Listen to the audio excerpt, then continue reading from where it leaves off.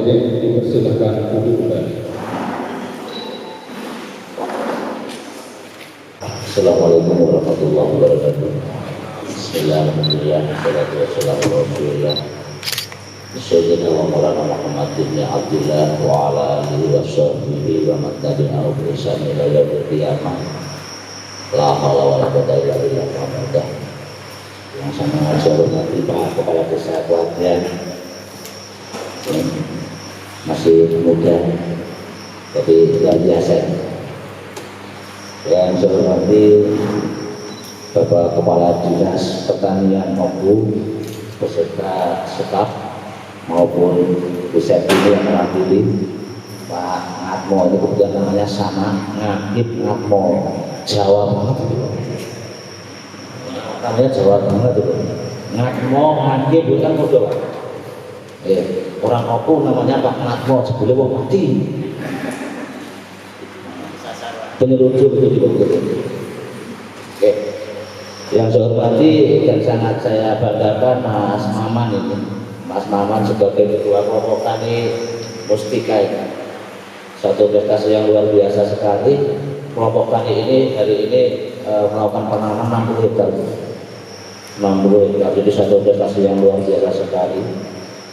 Yang saya hormati juga di sini ada Gus Marudin, Mas Bayu dan kawan-kawan dari DPC P3N Pekalongan. Terima kasih atas kunjungan dari Oku ini. Jadi saya pernah untuk pelantikan DPW P3N di Sumatera Selatan, tapi tepatnya di Muara Enim. Di Muara Enim, kemudian saya muter Prabu Mulih, Muara Enim, Mubah, Batu Asin, dan sayang tapi Oku karena Oku memang penanaman cukup banyak, sehingga belum menjadi target untuk kita. Nah, mudah-mudahan kehadiran Bapak Ibu dari dinas ke tempat ini, silaturahim ini akan membukakan wacana. Jadi satu teka-teki itu mewakili banyak birokrasi di mana-mana. Jadi ketika ada teman datang ke dinas, malah dinas nggak ngerti porang itu apa, porang itu apa, terus ngopo buat apa, terus dijualnya kemana? Jangan-jangan nanti kayak jarak udah pada nanam nggak bisa jual. Jangan-jangan nanti seperti tren-tren anturium, rambut lurus dari itu hilang. Nah, makanya pada kesempatan kali ini jadi saya menyampaikan sesuatu. Yang pertama tentang sejarah porang, bahwa porang ini sebetulnya sudah ada di negeri kita ratusan tahun, bahkan bisa dikatakan endemik porang. Ada berbagai jenis porang, ada ratusan varietas porang, tapi yang paling terkenal itu ada 5 jenis. Yang pertama kalau di Jawa namanya porang ini, kalau di Jawa namanya badur ya Pak, kalau di sini ya badur ya. Kemudian ada yang namanya iles putih, kemudian ada yang namanya suwek, ada namanya walur. Tapi ada porang super yang sebetulnya paling bagus di dunia itu porang ada di Oku. Namanya Amorphophallus titanium. Yang satu biji bisa 250 kilo itu Bu. Yang pohonnya kayak pohon kelapa. Itu Amorphophallus titanium. Itu kandungan glukomananya cukup tinggi, tapi low oksalat, sehingga tanpa melalui proses bisa dimakan. Ini tantangan bagi kita Bu. Saya bersama Pak Atmo. Justru saya dari P3N itu pengen membuat dendrot di daerah pagar alam, lahat Oku itu pengen membuat pertanian ilmu Sumatera, bahasa kita itu ilmu Sumatera. Paham ya? Itu harta karun yang tidak ada di dunia manapun, hanya di Pulau Sumatera. Bahkan ditanam di Jawa nggak bisa kecil Pak. Kalau di Jawa paling bisa segini, tapi kalau yang ilmu Sumatera itu bisa segini loh. Yang pohon bunganya sampai 3 meter itu loh. Yang kuning yang, tapi bukan radius ya, bukan. Kalau radiusnya kan ini yang memandang tinggi. Itu harta karun Bu. Ini saya minta tolong untuk dinas ini. Coba kalau perlu ada karantina nanti sama dengan kita ya. Karena kita sedang akan uji coba untuk sebagai alam itu di Agam, kemudian di Bengkulu, dan katanya di Oku ada kemarin teman posting kayak pohon kelapa itu yang tingginya sampai 4 meter, 5 meter itu kan. Itu sama seperti ini, cuma putih. Kemudian kalau ini itu kandungan per 1 kilogram itu glukomananya itu hanya ini 4%, 4,5 sampai 5% ini. Kalau yang anormal itu hanya 2%. Kalau iris Jawa sama ada tapi kecil-kecil, itu hanya 1,5%. Nah, kemarin sebetulnya kalau boleh jujur, yang sekarang beredar mie orang, beras orang itu sebagian besar itu sebetulnya ini Sumatera, bukan belum ini, karena itu terlalu mahal. Itu yang Sumatera itu 1 kilonya untuk mentahnya itu kita jual 400, kemudian nanti kalau sudah dari chip itu sekitar 25.000 kemarin tidak ini. Nah, tidak kalau saya ngomong, saya ingat ngomong dengan bapak-bapak ibu dari OPU, ada harta karun di sana, ada harta karun. Terus Mas bagaimana selanjutnya? Ayo kita bersinergi dengan P3S, kemudian kita karantina bisa buat developnya, lestarikan jangan sampai punah. Ini luar biasa ya. Nanti bahkan kalau misalnya OPU bisa mengambil posisi itu, kok bisa menjadi ikon seluruh Indonesia. Nah, oke, kembali. Sejarahnya adalah, jadi yang ada di Sumatera itu dulu ketika Jepang jajah Indonesia itu mereka nebar benih dari pesawat. Ketika turun di Sumatera gede-gede, ketika di Jawa kecil-kecil. Iya, nggak tahu kenapa. Jadi ketika zaman Jepang itu tentara Jepang itu sudah memakan makanan ini. Jadi Jepang dan Cina ini yang namanya porang ini adalah makanan pokok orang Jepang, orang Cina, orang Korea, orang Taiwan. Mata-mata siput itu dari ribuan tahun, sejak dinasti Han, dinasti Ming, semuanya makan porang. Jadi mereka tidak makan kayak kita. Jadi kalau kita lihat misalnya Kung Fu Panda itu makan bakso, itu bakso porang. Makan bakpao, itu bakpao porang. Mereka bukan dari yang lain. Nah, sejarahnya ketika tahun 42 orang Jepang masuk ke Indonesia, mereka tetap karena biasanya makan porang, tetap harus makan porang. Ya, mereka menemukan di Indonesia ada yang namanya god konjek. Ini kalau di Jepang namanya god konjek, jadi porang kuning. Mereka menemukan god konjek sehingga masyarakat Indonesia saat itu anak-anak SD, anak-anak SR, jadi dulu SR, kemudian desa, perangkat desa itu setiap hari Jumat dan Sabtu disuruh libur ke hutan untuk cari porang. Dikumpulkan oleh Jepang, dikirim ke Cina karena prajurit Jepang ada di Korea, di mana-mana itu dari sini. Tetapi satu hal yang catatan bahwa ketika memasak mereka itu menyembunyikan.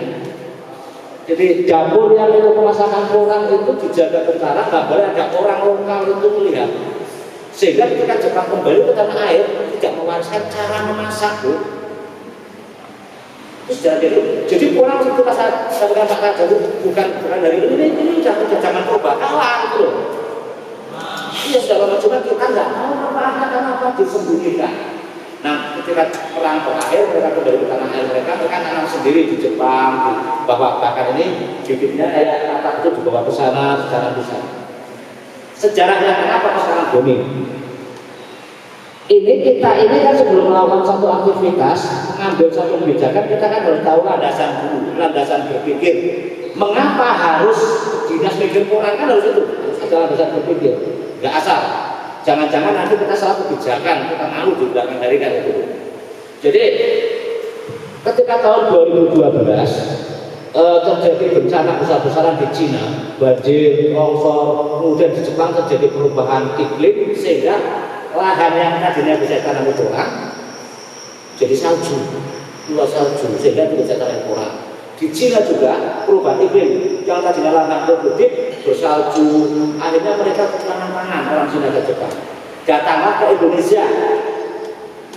Kementerian Jepang, Kementerian Cina datang ke Indonesia melalui Kementerian Bulog dan Kementerian Pertanian Indonesia datang ke Jawa Timur di daerah Saradan, Madiun di sana kepada petani. Mereka datang ke sini, Pak, tolong saya ditanamkan kayak gini, kita butuh kayak gini. Nah orang sini buang apa? Orang Jawa mengatakan pakan kuno ya teman-teman ya. Orang Jawa mengatakan papak-papak burung. Mbak-mbak kita itu dulu kalau di kebun ada kayak gini, paling sebelum nggak enak dimakan. Paling bisa dimanfaatkan. Ini yang baru tumbuh masih muda itu dipotong di sayur. Ini enak. Kalau yang enak di sayur itu kurang. Kalau suwek nggak enak malah. Jadi kalau suwek ininya bisa dimakan, daunnya enggak. Tapi kalau kurang ininya nggak bisa dimakan buahnya. Nah, berawal tahun 2012 itu terjadi permintaan di Jepang. Orang kita kan seperti ini. Apa benar? Jangan-jangan bohong. Oke, berapapun produksi kita beli, mereka coba nanam. Ternyata dibeli oleh mereka awal-awalnya. Di kita sudah ada pabrik pengolahan porang itu sebetulnya tahun 70 sudah ada. Namanya PT Ambiko yang sekarang mengeluarkan beras datang itu tidak itu. Itu kita sering ngobrol dengan meter isi sebetulnya. Yang kedua PT Sanindo di Bandung.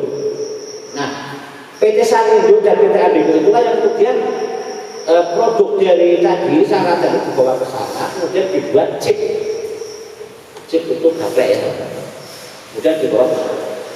Itu kita masih orang-orang kita dari petani-petani hutan di seluruh Jawa dulu dikumpulkan di sana, dilatih kayak gini, diberi bibit dari Jepang tuh, dari Jepang dibawa pulang. Tapi orang-orang kita biasa Pak, lah apalah yang penting orang nggak tahu mana. Enggak pada tanah. Akhirnya yang menanam itu namanya Desa Klangon, Desa Sumberbendo, Desa Bendo Asli, Desa Bendungan. Hari ini yang namanya Desa Sumberbendo itu satu desa lahannya 1.200 hektar. 1.000 tahun kemarin 2 tahun yang lalu kita ke sana rumahnya masih gede-gede. Hari ini hampir setiap rumah Avanza baru sekarang. Gara-gara panen kurang. Itu daerah bisa nanti sebetulnya kalau orang Jawa sasaran studi banding ya Klangon ya teman-teman ya, Klangon. Tapi nggak apa-apa, sekarang udah nggak Klangon lagi, sekarang Klagen bisa di Klangon. Amin. Iya. Jadi kalau ngomong orang Pekalongan Klagen ini sebetulnya nantinya. Oke. Selanjutnya, ternyata ketika mereka panen 10 ton, dibeli 100 ton, dibeli 1000 ton, dibeli sampai 6.000 dibeli. Ini serius, dikiranya keren, ternyata serius. Maka muncullah konten-konten seperti mungkin dengan pakai figuran dan lain-lain. Akhirnya booming semuanya sekarang sampai seluruh Indonesia. Nah, pertanyaannya, buat apa sih porang itu?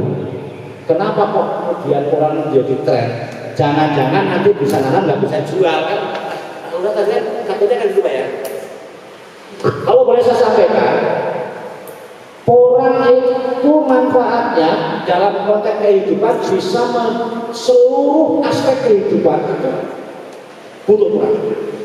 Yang pertama, untuk makanan, kita bersama dengan Fakultas Teknologi Pangan UGM, Bu Dr. Sirahayu dan Profesor Anil Hayani, itu bahwa porang itu sudah bisa dijadikan 99 varian makanan.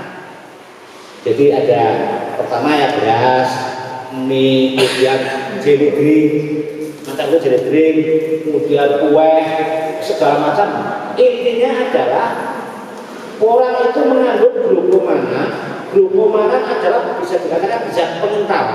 Jadi mohon maaf kalau misalnya satu gelas ini 100 ml, kemudian dicampur dengan tepung glukomana 1 mili, ini udah jadi gel.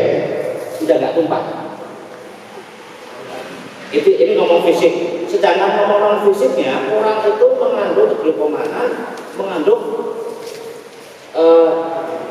low kalori, kadar gulanya rendah dan sebagainya, sehingga orang itu makanan sekaligus obat.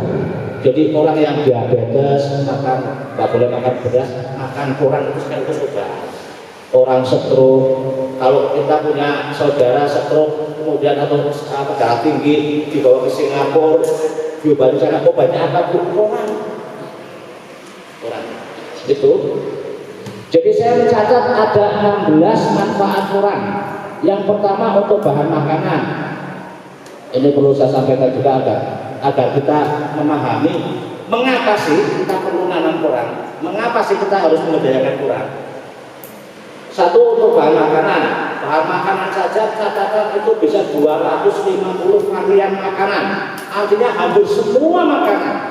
Makanan kayak gini, kalau dalam pembuatannya itu tetap bahannya sama, cuma dicampur 2% kurang tuh. Dicampur 2% kurang, maka akan lebih kenyal, lebih lembut, lebih mekar, dan lebih awet, karena bisa kayaknya awet. Makanan ini campur porang juga bagus. Makanan ini pakai porang, apapun pakai porang itu jauh lebih bagus dan akan mengurangi dampak-dampak jelek daripada makanan ini karena kandungan daripada porang. Terus yang kedua, bisa untuk kosmetik. Kalau jangan tahu film-film drakor, drama Korea, itu mereka pamer-pamer bedak, pamer-pamer pelembab dan sebagainya. Bahan dasar yang utama itu adalah glukomana. Kenapa? Tadi glukomana 1 gram bisa untuk membuat gel atau menyerap air 100 gram. Maka dibuat bahan kosmetik itu untuk pelembab dan sebagainya itu kan luar biasa sekali. Jadi kalau ibu-ibu mau memakai bedak-bedak dari Korea, jangan salah bu, sebelumnya PPT itu dari orang itu. Nah, terus kenapa harus beli ke Korea? Kenapa bukan orang Papua yang bikin gitu maksudnya? Kalau bahannya dari sini banyak. Oke, yang selanjutnya adalah untuk manfaat porang.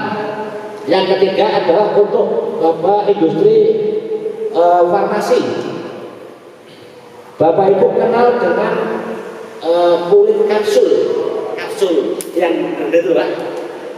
Dulu itu kulit kapsul dibuat dari karagenan itu dari rumput laut, ya kan? Nah hari ini 80% kulit kapsul di dunia dikurang karena lebih elastis, lebih mudah cair, lebih mudah larut, dan manfaatnya itu tidak bertentangan dengan apapun aja. Orang diabetes, orang darah tinggi apapun, minum kapsul sekaligus dapat manfaatnya porang. Nah, logikanya kalau orang gelondong kayak gini bisa jadi bungkus kapsul berapa coba bayangkan. Bayangkan kalau kita nggak jual untuk porang, tapi ibu-ibu ini dari bagian produksi, nanti bagaimana teknisnya dibuat tepung kemudian sampai pada nanti dibuat bungkus kapsul jadi berapa banyak. Itu nilai tambah yang bisa kita tadi memberi pada kesehatan rakyat. Oke, kita lanjutkan. Manfaat selanjutnya dalam dunia kesehatan tadi banyak sekali, tapi yang utama tadi untuk kapsul yang bungkus kapsul, kemudian obat diabetes, darah tinggi, stroke dan sebagainya. Bahkan dari kesehatan dunia itu sudah membuat kapsul-kapsul yang dibuat untuk makanan para astronot itu loh. Para astronot, kemudian orang-orang yang terbang. Kalau dulu kentang, mereka makanannya kentang. Hari ini porang. Karena apa? Kalau kita konsumsi porang, saya makan nasi porang itu 4 sendok sehari, enggak lapar lagi. Jadi kalau nanti masih dipadatkan dalam bentuk kapsul, 1 hari makan 4 kapsul selesai. Maka cocok untuk tentara NATO perang bikin kapsul. Kemudian astronot ruang angkasa sana bawa aja orang 1 box juga kapsul, udah berbulan-bulan nggak usah makan itu. Artinya ada masa depan di sana. Yang selanjutnya dalam dunia perfilman itu bisa digunakan untuk selulosa. Jadi porang itu sesungguhnya kan bentuk tepung, tapi glukomananya ya biar kalau sudah dipisahkan itu nanti kalau dicairkan kayak gini kan dibuat kayak gel itu.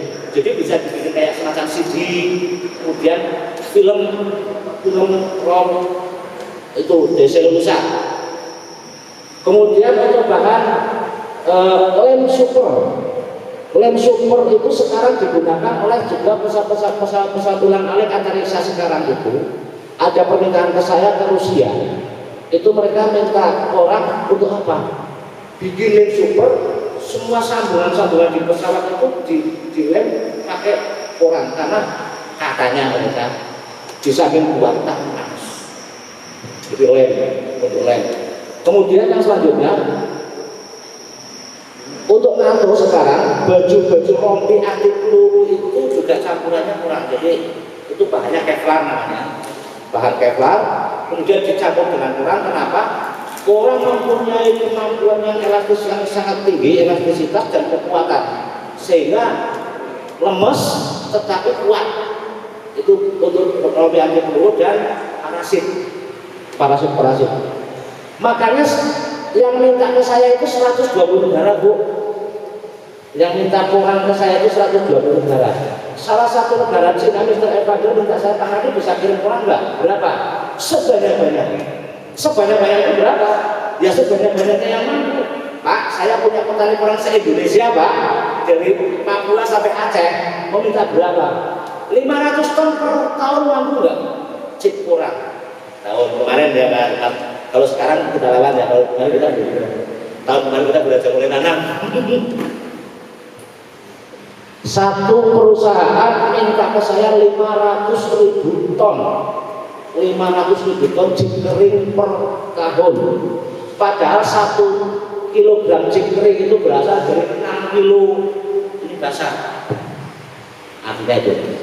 Nah, dan masih banyak yang lain seperti untuk kayak di perusahaan semacam yang ini bisa untuk bakteri, itu pengembangan bakteri, itu apa namanya, pembiakan, sebagai gel pembiakan bakteri, kayak kita mau bikin kultur jaringan, itu gelnya itu pakai kurang itu karena full nutrisi.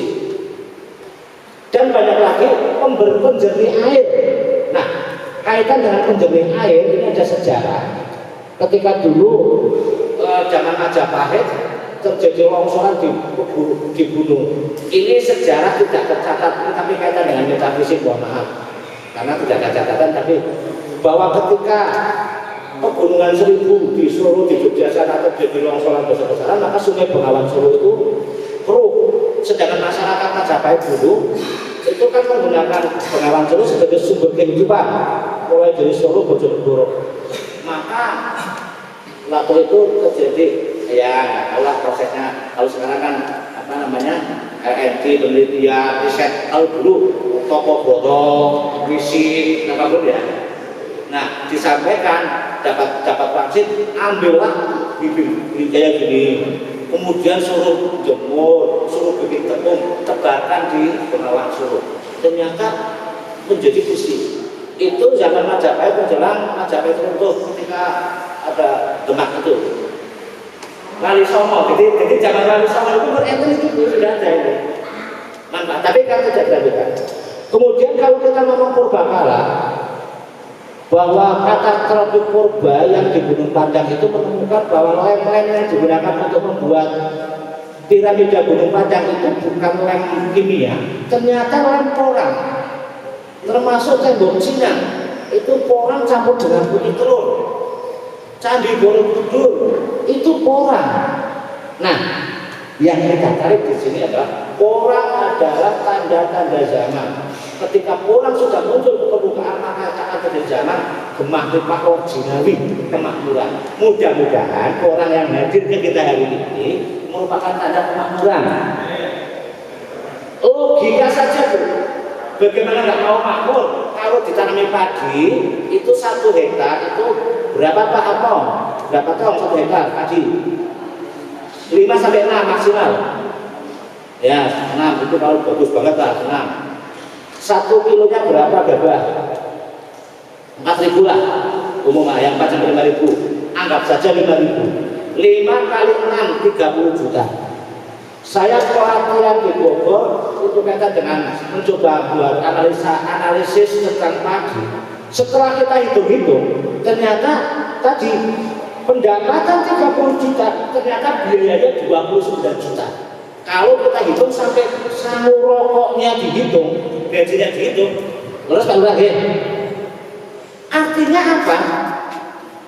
Kayak nggak menarik lagi. Kalau nggak butuh untuk makan kita, sebenarnya nggak seksi gitu loh. Bayangkan orang, tanya teman-teman di sini, Mas Bayu, orang 1 hektar berapa biji Mas Bayu? 40.000 biji. Kalau segini-gini ini berapa kilo?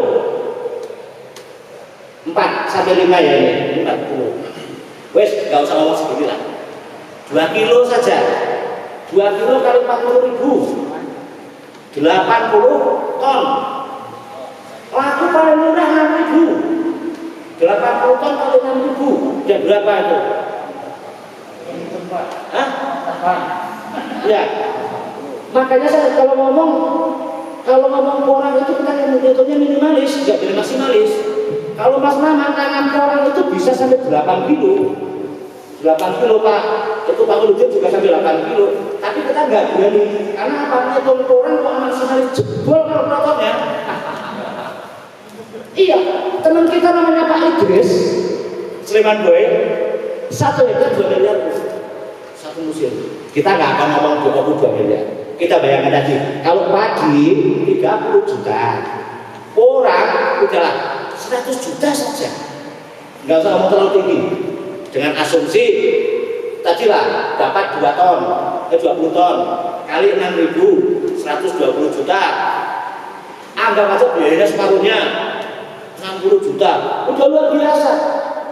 Kalau setiap orang setiap hektar bisa menghasilkan bersih 60 juta, maka bukan mustahil, ini kesejahteraan masyarakat Indonesia. Saya jalan dari Muara Enim sampai Banu Asem lewat Sekayu, melewati jalur. Ya Allah, ini kalau lahan, kalau di Jawa sebentar rumah. Kalau di sana mulai dari Sekayu sampai mulai dari mana itu? Yang Kabupaten Baru itu mana Bu? Pendopo. Pali. Dari Pali sampai Sekayu kan nggak ada rumah. Iya, waktu ribuan hektar. Saya bayangkan kalau di sana kami orang semua, ya Allah. Nah ini maksud saya begitu. Artinya Allah memberikan karunia pada kita bangsa Indonesia, alam yang demikian luas, tetapi kita belum tahu bagaimana memanfaatkannya. Mudah-mudahan dengan hadirnya Pak Atmo, Bu Seti ke sini ini akan membuka wacana bagaimana potensi sumber daya alam yang di Opo itu bisa dimaksimalkan. Jualnya kemana Pak Hakim? Kontak ketika kita ada komunikasi ada dengan 50 pabrik. Sementara masih di Jawa Timur ya. Ada Asia Prima Project, ada Raja Wali Bentang Nusantara, ada PT Bangsa, ada PT Jiali, ada PT Serayu, dan nanti sebentar lagi tahun depan ini di sini Mas Maman bikin PT. Dan saya insya Allah tahun depan insya Allah saya bikin di Muara Enim kalau dari Palembang. Insya Allah. Nanti sinergi Bu ya. Kita bersinergi. Jadi bagaimana kita memanfaatkan alam yang ada. Terus pertanyaan, apakah orang itu milih-milih tempat? Enggak. Kenapa? Apakah tempat yang berair? Justru orang itu bisa ditanam di tempat yang paling tandus sekalipun. Kenapa? Karena daun orang itu kayak gini. Ketika sudah mau musim hujan, dia ada tandanya kayak gini. Ini di pasar juga nggak mau. Kalau belum mau musim hujan nggak mau tuh kayak gini. Kalau sudah mau musim hujan akan tumbuh tunas, ditanam. Dia akan memanfaatkan energi hujan selama sampai bulan Juni besar. Maka di puncak gunung sekalipun pohonnya bisa bagus. Karena apa? Menggunakan air hujan. Ini kehebatan orang. Jadi itu Bapak Ibu yang saya hormati. Kemudian ini Bapak Ibu yang saya hormati. Keyakinan kenapa Pak Jokowi juga sampai mengatakan bahwa orang akan masa depan. Kembali ke yang tadi. Pertanyaan kita jawab sendiri. Setiap tahun jumlah tanaman padi di Oku bertambah, jumlah lahan Pak bertambah atau berkurang Bu? Setiap tahun, setiap desa tambah berapa lahan? Luasan lahan kurang atau tambah? Berkurang pasti. Jadi balai desa, jadi SD, jadi rumah, jadi tanaman sengon, ya karena air tadi. Ya? Setiap tahun berkurang dan berkurangnya itu antara 5 sampai 8% kalau diambil kata-kata. Jumlah penduduk bertambah atau berkurang? Bertambah. Yang satu berkurang, yang satu bertambah. Padahal setiap penduduk butuh makan. Pada titik tertentu akan jadi stek, akan terjadi kelangkaan pangan secara nasional, secara internasional. Ini yang sudah diantisipasi Pak Jokowi supaya kita anak orang agar ketika dunia semuanya kelangkaan pangan, kita banyak orang, kita kuasai dunia, kita jelajah dunia dengan orang. Itu misi kita P3R. Bagaimana mengangkat kata pabrik? Jadi mohon maaf, omongan kita tidak hanya sebatas jangka pendek, nanam, panen, enggak, kita sudah sampai ke skala global. Jadi kalau kita dijajah oleh Korea dengan HP, dijajah Cina dengan diesel, kita dijajah Jepang dengan motor Yamaha dan Honda. Ayo kita jajah mereka dengan orang kita nantinya. Saya yakin 20 tahun, 30 tahun yang akan datang, itu seluruh dunia butuh Quran, akan makan Quran. Hari ini, saya kemarin ketemu dengan tahun kemarin ketemu dengan teman-teman dari kementerian, staf presiden sebagainya di Solo di Bandara Soekarno. Ketika pas mau makan, ternyata mereka bawa makanan sendiri. Adanya Pak Wakapolri. Maaf Pak Kadip, saya nggak makan itu sama. Apa itu Pak? Makan kurang. Terus apa ketua umum kurang kok nggak bawa makanan kurang? Nasi sudah jadi. Nah, hari ini para menteri, para artis di Jakarta itu mereka rata-rata sudah nggak mau makan nasi biasa. Mereka butuh diet, butuh macam-macam. Nah, perhitungan saya mengambil analogi pakai HP Android. 15 tahun yang lalu yang namanya HP Android itu milik artis. Enggak, betul ya? Dulu yang namanya WA, yang namanya Facebook, HP yang Android yang bisa ditunjuk-tunjuk kayak gini kan kita hanya nonton di TV. Oh, namanya telepon cerdas. Enggak kan? Ada gitu kan? Hari ini Angon bebek bawa HP Android 2. Satu buat WA, satu buat Facebook, 3 satu buat selingkuhannya. Apa artinya? Apa yang 10 tahun yang lalu masih di ibu kota negara, hari ini sudah satu pedesaan. Saya mengambil logika tadi. Kalau hari ini makanan-makanan dari kurang berhasil rata-rata, itu hari ini sekilo masih 190.000 sampai 200.000. Tapi kalau dimakan satu orang cukup 1.000 atau 5 hari lah. Itu 10 tahun yang akan datang, hampir semua orang akan makan itu. Makanya ketika terjadi kebutuhan seluruh Indonesia kayak gitu, mari kita tangkap, kita siapkan pola-pola. Tetapi tidak lupa tadi, seperti Pak Lula dan Bu Seti sampaikan, jangan hanya bisa anak. Kalau bisa, budidayanya kita kuasai, kemudian market, produksinya, prosesinya kita kuasai, kemudian marketnya kita kuasai. Jujur, hari ini orang turun Bu, ini kita nggak boleh tutup-tutupan ya, jangan boleh Pak Man ya. Orang tahun lalu masih 10.000 sampai 12.000 ya, tahun lalu. Hari ini turun 6.000 sampai 6,5 juta. Kenapa? Karena mohon maaf, saya bukan rasis, tapi ini karena dominasi Cina, permainan. Karena kita belum punya teknologi untuk pemurnian glukomanan. Indonesia punya ribuan ton, setiap tahun itu jutaan, ratusan ribu ton kirim chip ke Cina, sampai di Cina dimurnikan, kirim lagi ke kita. Tadi cara masaknya itu dirahasiakan. Alhamdulillah kita P3R ada kerjasama dengan UGM, Dr. Sri Rahayu sama Profesor Ade Hombayani. Mungkin nanti kalau memang membutuhkan untuk bagian produksi untuk follow up tidak lanjut, itu bisa kita komunikasi dengan UGM. Dan insya Allah mohon waktunya kita P3R tahun 2022 ini akan mendirikan pertama pabrik pemurnian glukomanan. Nggak tahu nanti apa di Wonosobo, di Pekalongan, di Cukatile mungkin Mas Bambang. Ini kita sudah, alhamdulillah kita sudah punya tenaga ahli yang membuat mesin-mesinnya, tenaga ahli yang memurnikan glukomanan yang tadi sampai bisa. Kalau sudah jadi glukomanan, semua orang bisa memanfaatkan. Cuma dari oksara, dari kayak gini menjadi glukomanan itu yang proses panjang. Sementara perkembangan tanaman satu ini nek ditanam ini akan menghasilkan kata sampai 30 nih kalau segini. Iya, kata-kata gini. Jadi satu umbi ini ditanam, kita ngomong paling gampang 15 lah. Akan menghasilkan 15 kata. Artinya apa? Tahun depan akan ada 15 tanaman dari satu tanaman. 15 tanaman tanam lagi nanti kan 15 lagi akan terjadi booming yang luar biasa. kalau tidak diimbangi dengan manufaktur, fabrikasi, kemudian ekspor. Nah, kaitan ekspor juga nanti mohon nanti bagian pemasaran tetap bersinergi dengan Kementerian Pertanian dan Perindustrian kita harapkan supaya negara itu membuat regulasi yang jelas. Jadi saat ini kita harga 6.000 tadi itu gara-garanya gini. Cina tahun kemarin nutup tidak ada ekspor, tidak terima ekspor. Gara-garanya apa? Gara-gara teman-teman kita ekspor ke sana tapi tidak menjaga kualitas.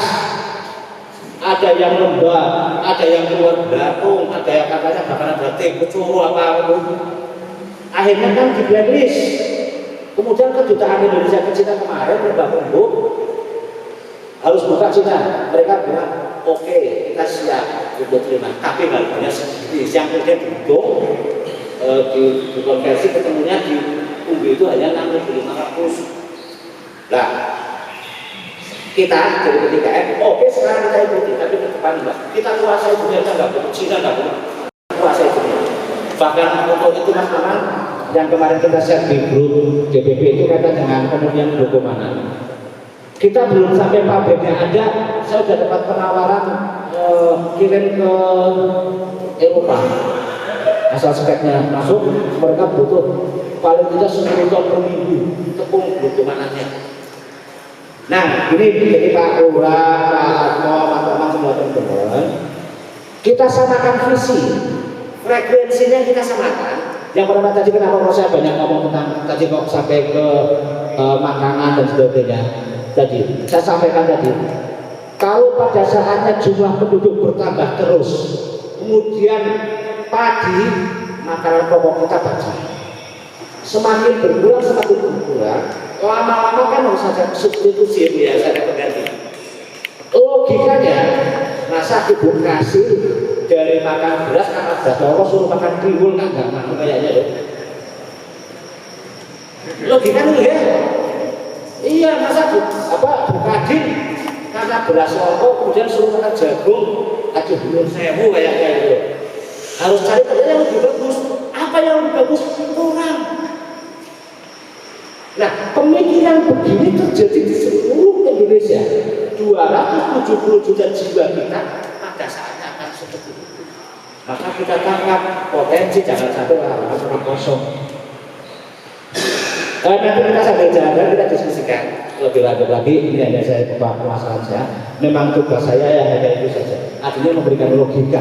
Mengapa kita menanam porang? Bagaimana caranya kita menanam porang? Bagaimana kita memproduksi porang, menjual porang, mempertahankan porang? Dan insya Allah hubungan saya 10 tahun 20 tahun akan datang, Indonesia akan sangat berjaya dengan komoditas porang ini. Bukan berarti komoditas di luar porang tidak penting, bukan itu. Saya juga masih menyarankan kalau bisa porang itu ditanam di tumpang sari aja dulu sementara di sela-sela sawit yang habis planting itu loh. Sawit habis planting kan masih kecil-kecil, tanamnya porang. Bayangkan kalau seluruh fokus sawitnya yang planting tanamnya porang semua, mau seperti apa? Dan pada Pak Lurah, ini di Wonosobo kemarin kita mengadakan peresmian bahwa pemerintah di beberapa desa di Kecamatan Kaliwiro Wonosobo itu Pak Lurahnya sudah sampai menganggarkan anggaran APBD diambil 200 juta diberikan katak dibagi dengan masyarakat. Jadi karena orang sini rata-rata itu pada wait and see. Tak nonton Pak Maman panen orang, panen aku tiru. Nanti sudah masalah kaya aku tak tiru. Jadi orangnya sebenarnya mengejar kereta, nggak mengejar kereta gitu. Maka kadang-kadang stimulasi kayak gitu. Termasuk dinas juga menginginkan bagaimana masyarakat diberi stimulan. Itu kayak di Wonosobo itu saya mencatat sekitar 15 kepala desa yang sudah menganggarkan di ADD. Ya, dana desa. Jadi kan ada anggaran pemberdayaan. Biasanya anggaran pemberdayaan dipakai untuk buat terong di rumah dan sebagainya. Di sana itu setiap rumah diberi polybag 10 sampai 20 biji, kemudian dikasih kotak. Jadi anggarannya juga berkata, kemudian ditanam. Artinya awal-awal mereka punya 20 polybag. Dan nanti dari 20 polybag akan berkali 5 menjadi 100 polybag. 100 polybag mungkin berikan feedback lama-lama 3 tahun 4 tahun itu mungkin sudah punya masing-masing orang punya kebobolan sendiri tanpa begitu. Ini ya. Terima kasih Bapak Ibu yang saya hormati. Saya itu punya penyakit kalau sudah ngomong kuat 2 hari 2 malam nggak bisa tidur. Itu biasanya teman-teman yang tahu tahan kalau saya ngomong kurang 2 hari 2 malam nggak bisa tidur karena sesuatu yang futuristik yang hari ini dan futuristik terus saja, tetapi nanti kita sambil ngobrol sambil kita nanti ke lapangan sambil ngobrol dan kita juga ada komunikasi nanti dengan Pak Atmo, dengan Bu Seti kalau sepulangnya dari sini kalau ada sesuatu yang ini bisa langsung. Demikian kurang lebihnya mohon maaf. Assalamualaikum warahmatullahi wabarakatuh. Terima kasih atas penyampaian Bapak Akib Al-Ghazali. Banyak materi yang kita serap. Untuk penyampaian Pak Al-Ghazali sedikit saya menambahkan memang betul untuk makan sendiri insya Allah tahun depan pabrik semoga karena sudah mulai persiapan dan juga untuk 2 tahun ke depan semoga sudah bisa ekspor sendirian karena bulan-bulan kemarin sudah ada beberapa instansi terutama dari Pemda Pekalongan itu sudah bersinergi dengan terutama Mas Maman dan juga Ketua Dewan Kabupaten Pekalongan itu sudah siap berkolaborasi dalam hal budidaya porang. Dan juga tadi untuk 1 hektar menghasilkan 100 juta bagi kami lebih baik kita menanam porang, Pak. Karena kami sudah membuktikan yang dilakukan oleh Bapak Sadikin itu yang bertopeng hijau itu lahan 750 dalam 1 musim menghasilkan 8 ton dengan harga jual 7.500 berarti sekitar 56 juta itu 1 musim itu untuk lahan di sebelah sana. Nanti dari dinas bisa tinjau lokasi tinjau ke lokasi. Untuk acara selanjutnya sambutan yang terakhir dari Ketua Muspika Porang Nusantara Bapak Abdul Aziz Rahman. Waktu dan tempat kami persilakan. Assalamualaikum warahmatullahi wabarakatuh. Bismillah, alhamdulillah, wassalatu wassalamu ala rasulillah, la hawla wa la quwwata illa billah. Yang saya hormati Bapak Kepala Desa Wakian Semarang Rondo, Bapak Seto Yaji, yang kami hormati rombongan studi banding dari Dinas Pertanian Kabupaten Medan Bengkulu, Provinsi Sumatera Selatan. Selamat datang dan terima kasih atas kehadirannya. Bapak Akib Al-Ghazali selaku Ketua Umum Penggiat Porang Nusantara P3N dan para hadirin sekalian anggota P3N dan Muspika Porang Nusantara. Alhamdulillah pada pagi menjelang siang hari ini kita semua dapat bersilaturahmi dalam acara studi banding budidaya porang dan Dinas Pertanian OKU Provinsi Sumatera Selatan. Dan telah disampaikan dari beberapa sambutan baik dari Bapak Kepala Desa, kemudian dari Dinas Kabupaten Dinas Pertanian dan dari OKU, kemudian dari Pak Akib Al-Ghazali. Bahwasanya kami dari Muspika Porang Nusantara yaitu yang bertempat di Desa Kuatian, Kecamatan Kabupaten Pekalongan. Alhamdulillah pada tahun kedua ini kami insya Allah mempunyai target penanaman budidaya porang itu 60 hektar. Itu hasil dari sinergisitas antara kami kelompok tani dengan pemerintah desa, kemudian pemerintah daerah, dan juga peran serta dari pemerintah provinsi. Dan perjalanan penanaman 60 hektar itu tidak langsung ujuk-ujuk atau langsung gampang, karena kita tahu bahwa menanam porang dalam 1 hektar itu paling tidak membutuhkan modal sekitar angka 200 juta. Angka 200 juta. Kalau 60 hektar berarti kan 12 miliar. Ukuran miliar, kalau menurut kami di dalam kelompok tani yang namanya petani kok bicaranya miliar-miliar itu untuk menanam porang 1 hektar 200 juta itu pada waktu itu pikiran kami adalah jawabannya kok kena sepertinya mustahil gitu.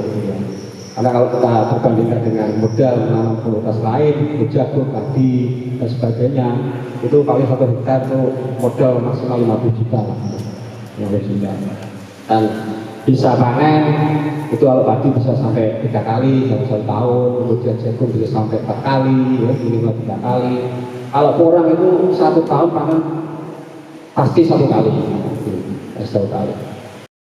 Terima kasih khususnya kepada Bapak Hakim selaku Ketua Umum PTKL dan kami Mustika Porang Nusantara ini termasuk asuhan salah satu asuhan kelompok tani yang mengikut pada P3N dan kami selalu diberikan bimbingan arahan dari beliau dan teman-teman di kepengurusan baik DPP maupun DPW dan sampai hari ini kami bisa seperti ini itu kami sungguh-sungguh sangat berterima kasih. Khususnya juga kepada Bapak Kepala Desa, ya, dari desa kami ingin mengekspos khususnya desa kami ini untuk betul-betul menjadi percontohan atau sentra porang, khususnya di Kabupaten Pekalongan. Ya. Seperti yang Pak Hakim tadi sampaikan bahwa di Kabupaten Wonosobo dari beberapa desa sudah melakukan kegiatan kebudayaan porang. Di desa kami ini nanti di tahun 2002 juga sudah ada perencanaan Pak Hakim. Itu mengendosnya ke program di BUMDes, kemudian yang dibantu oleh Karang Taruna. Targetnya adalah 100% masyarakat desa Togian menanam porang, Pak. 100% dan itu bikinnya gratis. 100% masyarakat Togian nanti menanam porang. Dan mungkin cerita-cerita seperti ini, karena namanya ini sudah studi banding, saya kira nanti di OKU bisa dari cerita-cerita ini bisa dijadikan masukan. Artinya untuk membangun ekosistem ekonomi yang nantinya akan menjadi kekuatan ekonomi bagi masyarakat, khususnya di bidang pertanian. Ini mari kita tangkap potensi porang ini yang sangat luar biasa. Jadi porang itu betul, kita bicara porang itu berarti bicara masa depan. Tapi Pak Hakim sudah cerita banyak, itu sangat betul sekali. Sampai-sampai ini Bapak Jokowi langsung turun langsung ke lapangan, ke pabrik, ke lahan, kemudian menemui petani-petani, itu menjadi perhatian yang sangat khusus sekali. Bahkan kemarin dari Kementerian Keuangan juga sudah menemui kami, mendengar bahwa kelompok tani kami ini sudah menanam 60 hektar, kemudian menurut kami itu kok bisa seperti itu. Kita diminta untuk cerita apa aja kelompok tani kok bisa sampai menanam 60 hektar. Jadi hasil penanaman ataupun kita kenapa bisa menanam 20 hektar itu sebenarnya adalah sinergi dari kelompok tani, kemudian pemerintah desa dan Pemda melalui BUMD-nya. Setiap kabupaten itu kan pasti ada BUMD. Nah, kalau kita bicara modal, maka yang punya modal ini adalah perbankan salah satu yang bisa diakses. Nah, perbankan yang paling memungkinkan untuk pemerintah ini memperhatikan betul-betul kepada masyarakatnya ataupun kelompok tani khususnya di porang ini, itu mungkin harus ada intervensi dari Pemda, Pemkot maupun dinas, intervensi kepada lembaga perbankan BUMD. Intervensinya berupa apa? Mungkin memberikan rekomendasi yang kemudian itu menjadi opini yang meyakinkan oleh BUMD tersebut agar mau memberikan pendampingan modal kepada khususnya budidaya porang. Kalau BUMN itu kan ada KUR, ya, BRI yang sudah sangat masif sekali di daerah Jawa Timur, itu memberikan kredit KUR khusus untuk memang pertanian porang. Tapi kalau saya lihat, saya ngecek di sana, itu kreditnya itu masih di angka nominal sekitar 50 juta. Yang sampai ratusan juta itu masih golongan-golongan khusus seperti itu. Di kami pun 60 hektar itu mekanisme atau sistem kepemilikan lahannya itu masing-masing petani itu 3.000 meter. Masing-masing petani itu 3.000 meter. Konsepnya kita menanam porang dengan modal 0 rupiah. 0 rupiah. Jadi 3.000 meter itu dibiayai atau disupport dari sewa lahan, kemudian pengadaan bibit, kemudian olah lahan, perawatan sampai ke biaya panen. Itu petani sama sekali tidak mengeluarkan biaya apapun. Itulah hasil sinergi ini yang insya Allah akan kami tingkatkan ke proses hilirisasi. Kalau ini kan kita masih bicara di sektor hulu. Nanti sektor hilirnya atau Pak Akib dari berbagai pengalamannya sudah ada koneksi ke sana ke sini, kemudian kita mencoba nanti akan membangun ekosistem bisnisnya itu bagaimana yang tentunya itu bisa mensejahterakan bagi petani porang itu sendiri. Antara Jawa dengan Sumatera itu di dalam porang itu sangat berkaitan erat, tidak bisa dilepaskan. Tidak bisa Sumatera sendiri kemudian Jawa sendiri, kita harus saling sinergi, harus saling kerjasama seperti itu. Dan ini luar biasa bahwa kondisi tanah di daerah Sumatera, provinsi Sumatera itu sebetulnya sangat itu mendukung sekali untuk budidaya porang. Untuk Jawa sama Sumatera dibanding kualitas tanahnya Jawa masih kalah. Karena kalau Sumatera contoh lah, ini saya punya teman di daerah Langkat itu daerah mana sih? Jambi ya, daerah Jambi itu tidak pakai pupuk macam-macam, pakainya pupuk limbah kelapa sawit ya. Limbah kelapa sawit ya. Limbah kelapa sawit. Kalau saya tanam di sini itu yang dari umbi 1 pot itu paling bisa mencapai sekitar 2 kilo lah, 2 kilo. Tapi karena memakai limbah sawit itu kok bisa sampai 4 kilo, bisa 4 kilo. Itu kan luar biasa. Ya, jadi limbah kelapa sawit itu sangat murah, ya bisa dimanfaatkan untuk dukungan pupuk atau kompos organik untuk porang itu sendiri. Kalau di Jawa mau cari limbah sawit itu enggak ada. Di sini pakai pupuknya pupuk kompos atau organik dari Kohe, ya dari Kohe. Kemudian ada yang kami buat sendiri juga dari nabati, kompos nabati. Dan ekosistem ini sudah berjalan, alhamdulillah. Orang ini banyak menghidupi berbagai sektor, okay. Sektor peternakan juga terbantu. Yang tadinya Kohe ini nggak ada manfaatnya, kemudian bisa diolah menjadi kompos. Kebutuhan kompos untuk 1 hektar itu kira-kira kan di angka 6 ton. Ya, 6 ton. Itu berarti kan ini ekosistem yang sangat baik kalau betul-betul kita bangun, betul-betul kita perhatikan. Jadi itu sekelumit cerita dari Mustika Porang Nusantara Bapak, dan mohon doa restu Pak Akib. Ini apa yang panjenengan sampaikan. Nanti kita terus bersinergi agar kelompok-kelompok tani binaan ketiga ini biar tetap semangat dan maju, ya. Betul Pak Akib, kita harus kuasai pasar global, ya. Indonesia bisa jaya kalau kita bersatu, ya. Terima kasih dari saya, matur nuwun. Assalamualaikum warahmatullahi wabarakatuh.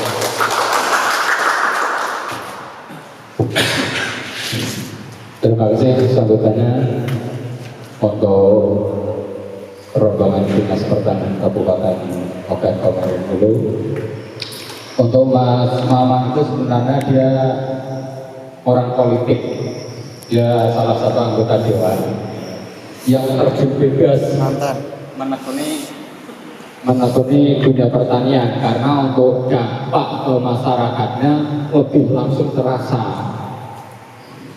Nah, kebetulan dia terjun juga dan mendalami dunia pertanian porang. Untuk selanjutnya penyerahan cindera mata oleh Dinas Pertanian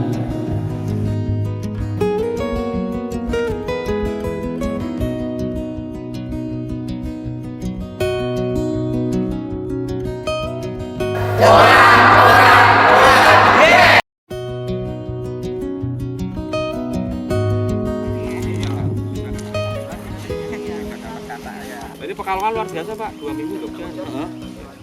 Ini lebih 6 tahun. Lebih. Ini kalau nggak ada. Oh itu syukur ya. Karantina benar ya. Biasanya kalau bulan 9 sudah hujan, itu bulan 10 sudah mulai. Kalau biji bunga itu cukup 15 sentian. Kalau katak yang kecil-kecil tadi itu 20 cm. Kalau umbi yang kecil-kecil 30 sampai 35. Kalau umbi yang udah agak gede, kadang kita nanam udah setengah kilo, itu butuh jarak 40 sampai 60. Pemaksimalan lahan itu berhubungan dengan nutrisi, artinya ini bawahnya ini memang pupuknya harus banyak karena kan akan diambil untuk membesarkan umbi segitu gedenya. Nah sekarang kalau kita ngobrol dengan perbankan, ngomong tentang porang, pada akhirnya apa? Orang-orang bank nanam porang. Itu kayak punya karet kan kayak gitu ya, karet. Udah siangnya aja. Itu satu paket. Oh, satu paket. Jauh sama kalau ini kalau sama daerah kampung. Kayak ibu-ibu dinas, ibu-ibu kasih nanam dulu yang banyak biar orang ikut. Tapi di Banyu Asin kemarin spora, bukan adik saya, spora jadi sekiloan mas.